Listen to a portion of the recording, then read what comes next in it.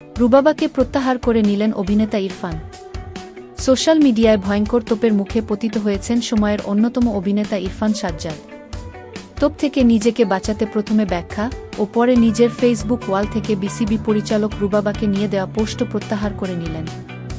সম্প্রতি বাংলাদেশ ক্রিকেট বোর্ডের বিসিবির অন্যতম পরিচালক হিসেবে যোগ দিয়েছেন কর্পোরেট ব্যক্তিত্ব রুবাবা দৌলা। বিসিবির প্রথম বোর্ড সভাতেও অংশ নেন তিনি। এটি নিয়ে একটি ফেসবুক পোস্ট দেন অভিনেতা ইরফান সাজ্জাদ। রুবাবার ছবি দিয়ে লেখেন, এরপরও যদি পোলাপান পারফরম্যান্স না করতে পারে তাহলে বাংলাদেশ দলের আর আশা নাই। অভিনেতার এমন পোস্টে আগুন ধরে যায় সোশ্যাল মিডিয়া হ্যান্ডেলে। শুরু হয় তুমুল বিতর্ক। অনেক নেটিজেনই ইরফানের পোস্টকে কুরুচিপূর্ণ ও নারী বিদ্বেষী বলে আখ্যা দেন।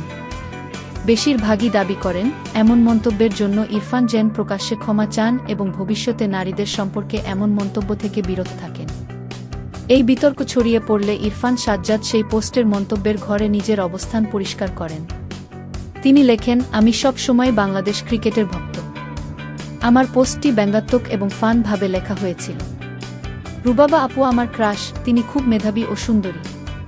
আমি বোঝাতে চেয়েছিলাম, এত ভালো একজন মানুষ বিসিবিতে এলেন, এখনও যদি খেলোয়াড়রা পারফর্ম ভালো না করে তাহলে দোষ কার? তাতেও আসলে শেষ রক্ষা হচ্ছিল না।